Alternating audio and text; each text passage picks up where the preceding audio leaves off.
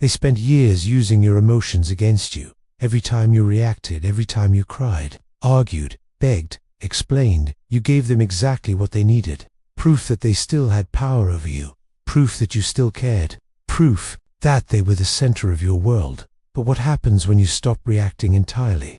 What happens when you go completely silent? What happens inside a narcissist's mind when the one person they depended on for supply, for fuel, simply disappears into silence? That is exactly what this video is about. And by the end you will understand why your silence is not just protection. It is the most powerful thing you have ever done. Before we go further, I want to acknowledge something. If you have been in a relationship with a narcissist, whether a partner, a parent, a friend, or a colleague, you already know what it feels like to be used as a source of emotional fuel.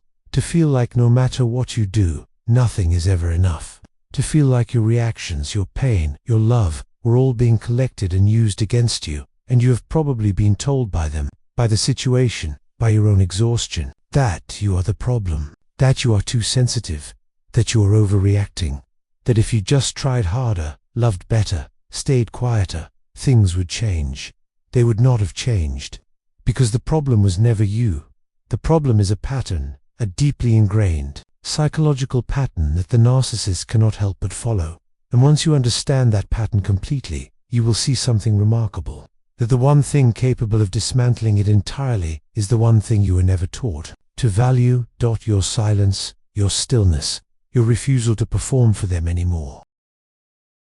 First, you need to understand what narcissists actually need from you, and why your reactions are their oxygen. Psychologists use the term narcissistic supply to describe the emotional fuel that a narcissist requires to maintain their sense of self. Because here is something that most people do not realize about narcissists. Underneath the arrogance, the control, the manipulation, there is a self that is fundamentally empty. The narcissist does not have a stable internal sense of who they are. Their self-worth does not come from within. It cannot, so it must come from outside, from other people's reactions, from admiration, from fear, from love, from anger, from tears.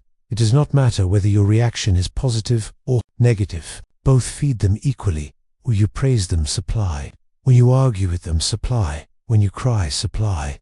When you beg, supply. When you explain yourself desperately, trying to make them understand, supply. Every single emotional reaction you have is fuel, and they have spent the entire relationship learning exactly which buttons to press to get that fuel from you reliably. This is not because they are evil. This is because they are psychologically hollow, and hollow things consume whatever they can to feel real. Now, what happens when you remove the supply entirely? What happens when you stop reacting completely, quietly, calmly, and simply go still? This is what actually happens inside a narcissist's psychology when you go completely silent. In the first hours they assume it is temporary. They have seen you go quiet before. You always came back. You always broke first. So they wait. Maybe. They send a casual message, trying to appear unkind, trying to appear in control, but inside the alarm bells are already starting. Because a narcissist's greatest fear, the fear that sits at the very core of who they are, is abandonment. Not because they love you the way healthy people love, but because without you, the supply stops. And without supply, the empty self cannot maintain its construction. It begins to crack. By day 2 or 3 of your silence, the narcissist begins to feel something they have spent their entire life avoiding: narcissistic injury.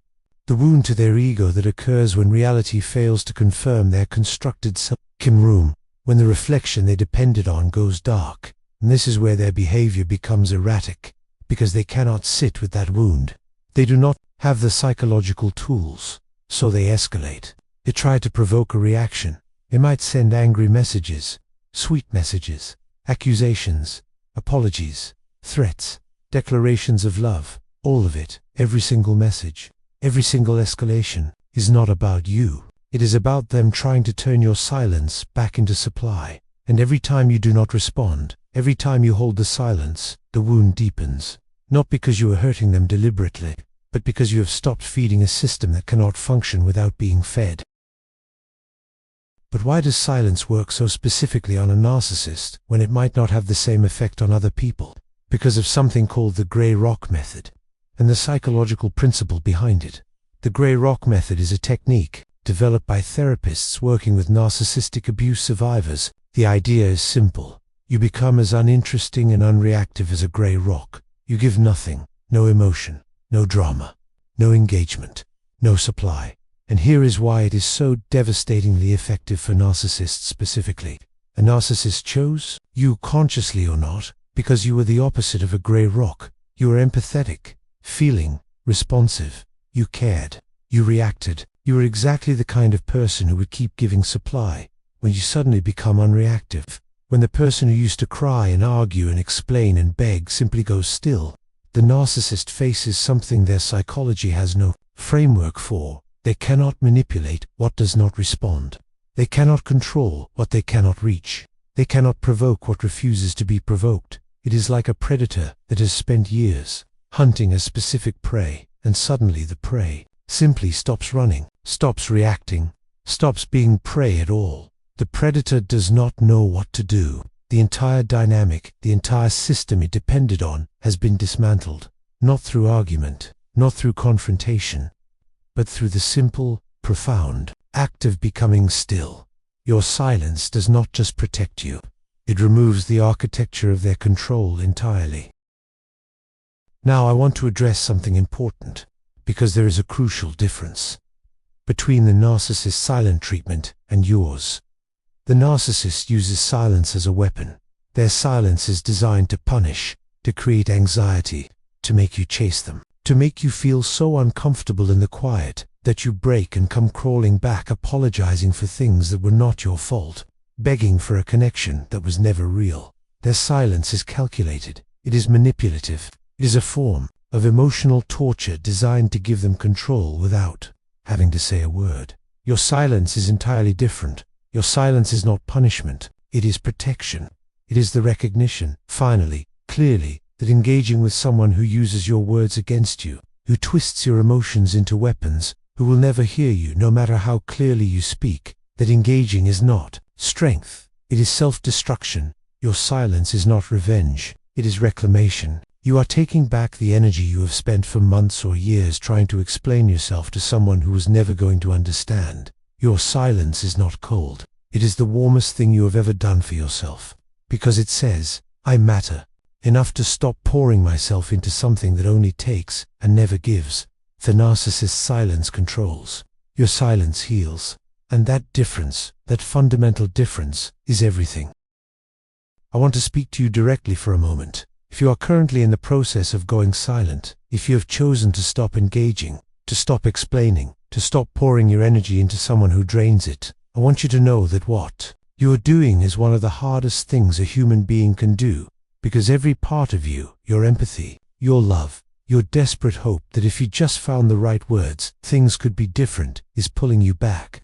And you are holding the line anyway, in silence, in stillness, alone. That is not coldness. That is one of the most profound acts of self-love I have ever seen. You were taught by them, by the relationship, possibly by an entire childhood, that your worth was tied to how much you gave. That love meant endless availability. That caring meant never walking away no matter how much it cost you. None of that was true. None of it. Your silence is not giving up on love. It is giving up on a counterfeit version of love that was slowly taking everything real about you. And in doing that, in going quiet, you are making space for something the narcissist could never give you. Peace, and the beginning of yourself again. So how do you actually hold the silence, especially when every instinct is pulling you to respond? Here are 3 things that will help you stay in your power. The first, understand that their escalation is proof it is working. When a narcissist starts escalating, sending more messages, more anger, more love bombing, more threats, most people interpret this as a reason to respond, to defend themselves, to clarify, to engage. Do not. Their escalation is not a sign that something is wrong. It is a sign that something is finally right.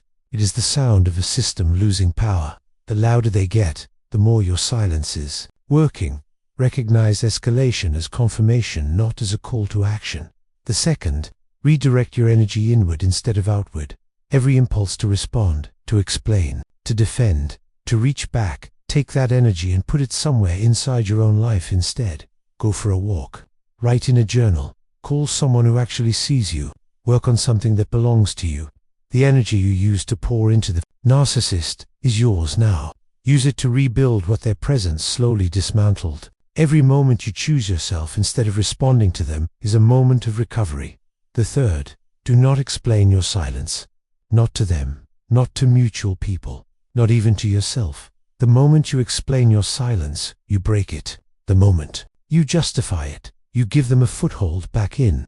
Your silence does not need a reason. It does not need to be understood by them. It does not need to be defended or explained or made palatable to people who will never understand it anyway. Your silence simply needs to exist. And in its existence, calm, steady, unshakable, it does everything that years of explaining never could. You spent a long time being loud in all the ways they wanted, reacting, defending, explaining, crying, trying. Now it is time to be loud in the only way that matters, through your silence, through your stillness, through the profound, unshakable quiet of someone who has finally decided that they are worth more than what they have been accepting. You do not need to argue to win. You do not need to explain to be right. You do not need to fight to be free. You just need to go quiet and stay there, Dad. Before you go, I want to hear from you. Tell me in the comments, what was the moment you realized that your silence was more powerful than any argument you could have made? I read every single comment, every one, and if someone you know is still fighting battles, that silence would end faster. Share this video with them. Sometimes the most powerful thing we can offer someone is the knowledge that they already have everything they need to protect themselves. I will see you in the next one.